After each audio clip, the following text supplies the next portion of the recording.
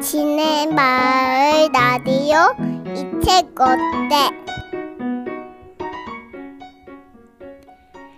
안녕하세요. 지네마을 라디오 이 책 어때의 김미화입니다.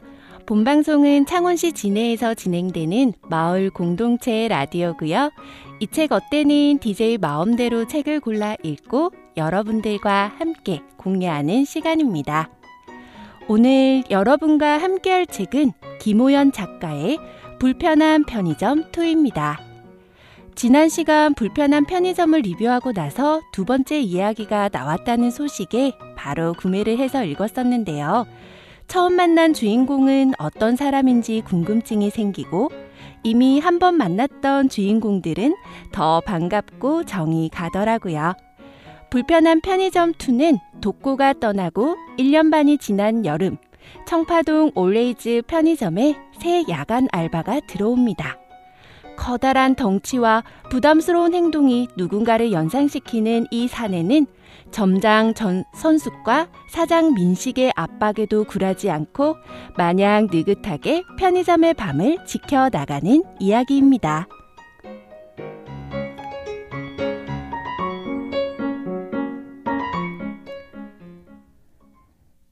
점장이 된 선숙은 야간 알바생 곽 씨가 그만두게 되어 새로운 사람을 구해야 합니다. 어느 날 커다란 눈과 처진 눈썹, 늘어난 티셔츠에 헝클어진 곱슬머리, 전체적으로 구질구질해 보이는 사내가 지원하러 왔습니다.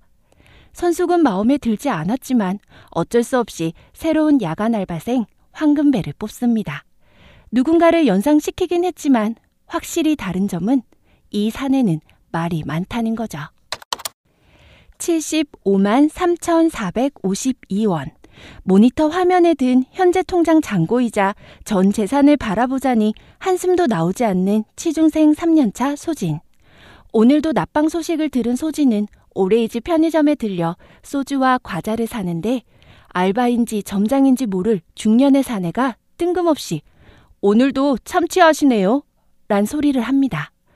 소진은 서둘러 물건을 담고 도망치듯 편의점을 빠져나왔습니다. 자신의 애호하는 술과 안주의 취향을 들킨 것 같아 불쾌한 마음에 앞으로는 이 편의점을 이용하지 않기로 다짐했지만 막막한 통장 잔고로 인해 알바를 하기로 결심을 하고 이리저리 찾아보다 결국 편의점 알바를 시작합니다.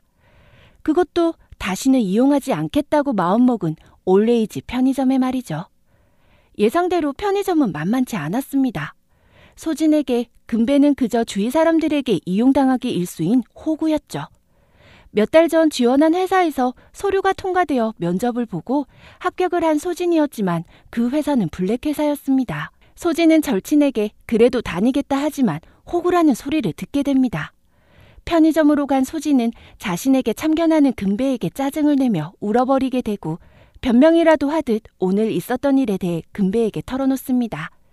자갈치를 가물치라고 불렀던 아빠에 대한 얘기를 나누며 금배에게 위로를 받습니다. 자신을 가물치라고 소개하며 아빠와의 특별한 사연으로 면접을 본 소진은 브랜드 홍보 전문회사에 취직했습니다. 여름이 되고 일일 확진자가 1,000명이 넘어가면서 정부는 거리 두기를 강화하고 최 사장의 가게도 예외가 아니었습니다.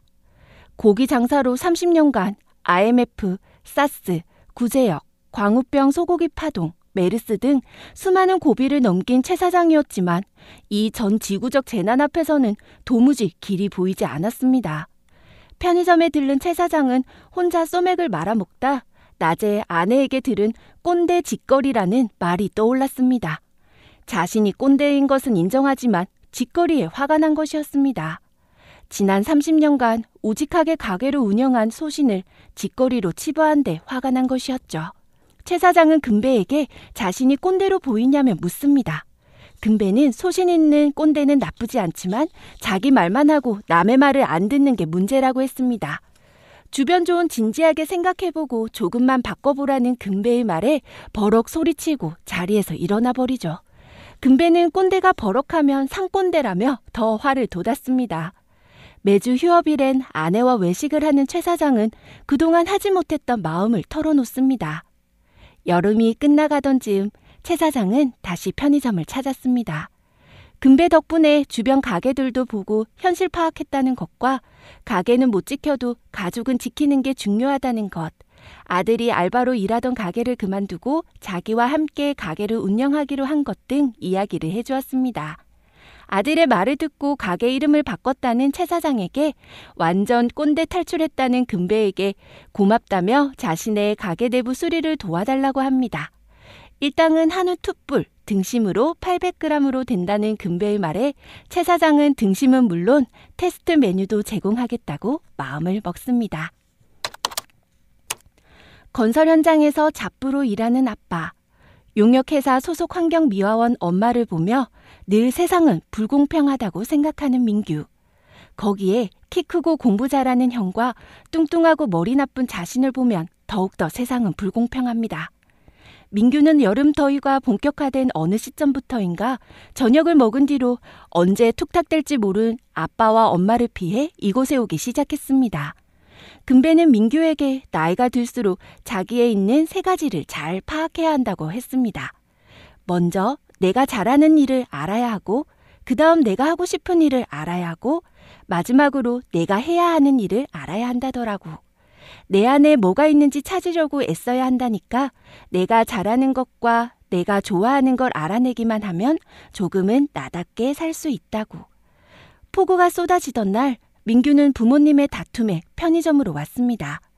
누구의 터치도 받지 않고 무관심 아래 책을 보며 보내는 몇 시간이 하루의 유일한 낙이었는데 알바하는 아저씨가 자꾸 끼어들기 시작했죠. 금배가 무슨 걱정 있냐고 묻는 질문에 집에서 있었던 일을 털어놓았습니다. 집에 있는 게 무섭고 불편하다는 걸, 갈 데도 없고 괴로워 숨쉴 곳은 여기밖에 없다는 걸 전부 말이죠. 금배는 민규에게 도서관 이야기를 해줍니다. 남산 도서관에 도착한 민규는 천국이라고 느낍니다. 민규가 도서관에서 공부를 한다고 생각한 엄마는 귀가하는 민규를 반가이 맞아줍니다. 부모님이 잠든 어두운 거실에 나온 민규는 식탁 위에 직접 쓴 메모지를 내려놓습니다. 엄마, 아빠, 냉장고에 옥수수 수염차 넣어뒀어요. 출근하며 가져가세요. 더울 때, 속상할 때 드시면 좋대요. 1년 6개월 전 이곳의 새벽을 지키며 기억을 회복해 나간 그 사내는 지금 어디에 있을까?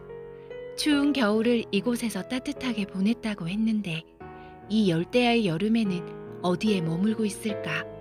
시원하다 못해 썰렁한 이 냉장고 같은 편의점이 그 사람이 있던 겨울엔 따뜻한 난로 같은 공간이었다는데 정말 그랬을까? 금배는 편의점 곳곳에 독고의 모습을 투영해 보았습니다.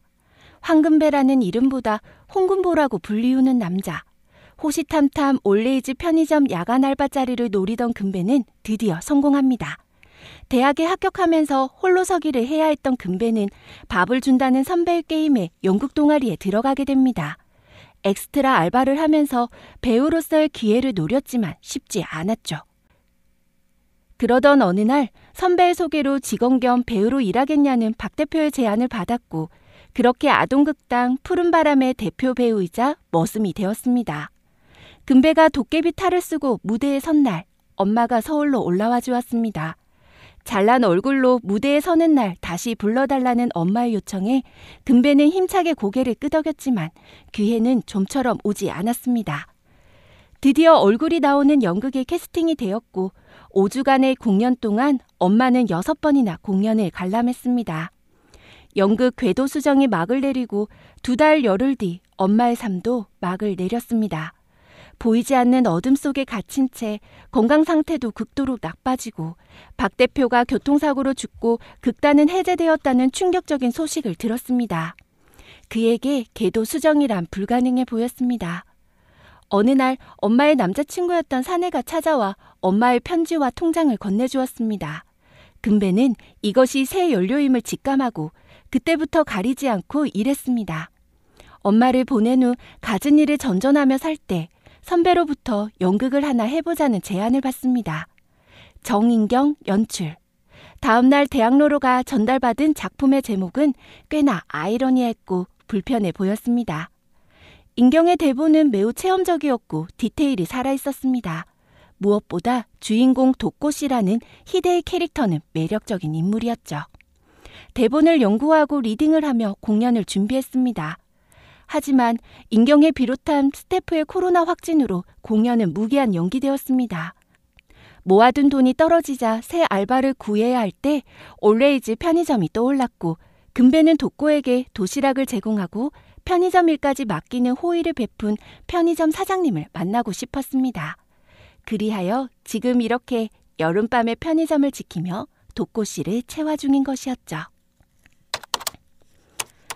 코로나는 재기해보겠다고 기를 쓰던 사업가 민식을 구렁텅이에 빠뜨립니다. 야심차게 준비하던 사업은 민식이 코로나에 걸려 두어 달 사경을 헤매고 나니 물 건너가 버렸습니다. 그나마 기저질환이 있던 엄마가 양산 이모네에 간 것은 다행이라고 생각한 민식은 거의 폐인 생활을 하고 있었습니다. 누나와 매형이 엄마의 편의점과 빌라를 팔아 병원을 확장하는 데 보태라는 말에 민식은 편의점을 지키기로 마음먹습니다.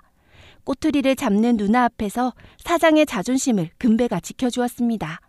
알고 보니 금배와 민식은 대학 선후배 사이였습니다.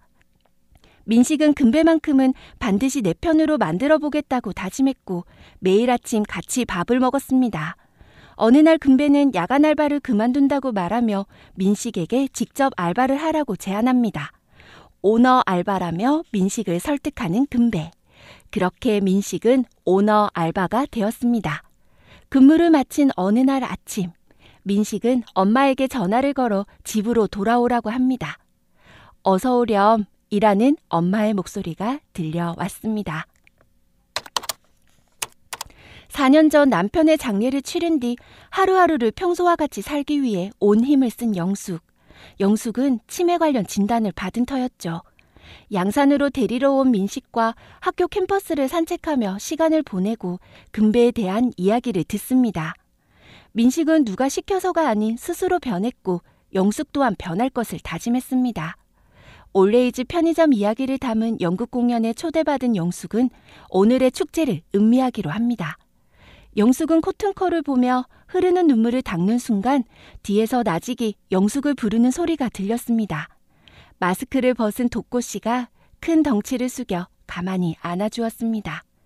도꼬씨와 영숙의 무대는 이제 막 시작된 것만 같았죠. 여러 계절이 흐른 뒤 시연은 아직도 수험생 신세를 벗어나지 못했다는 생각에 영숙을 볼 용기를 내지 못했죠. 방치해둔 유튜브를 삭제하려고 로그인을 했다가 영숙이 남긴 것으로 생각되는 댓글에 영숙이 너무 보고 싶어졌습니다.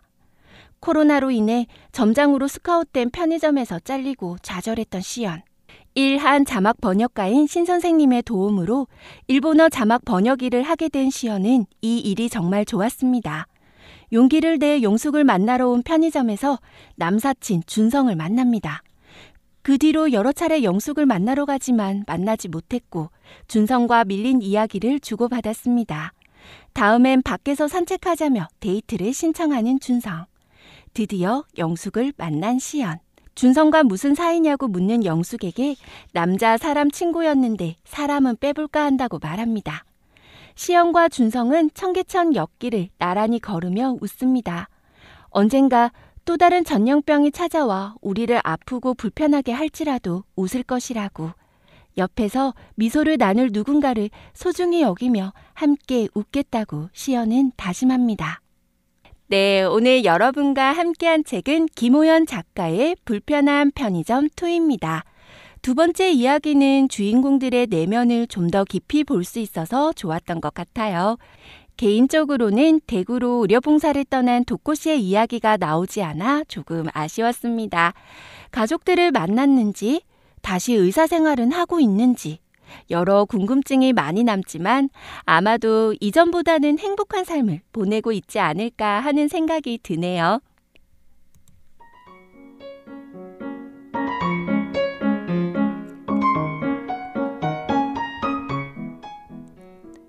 항상 금배에게 엄마는 얘기했습니다.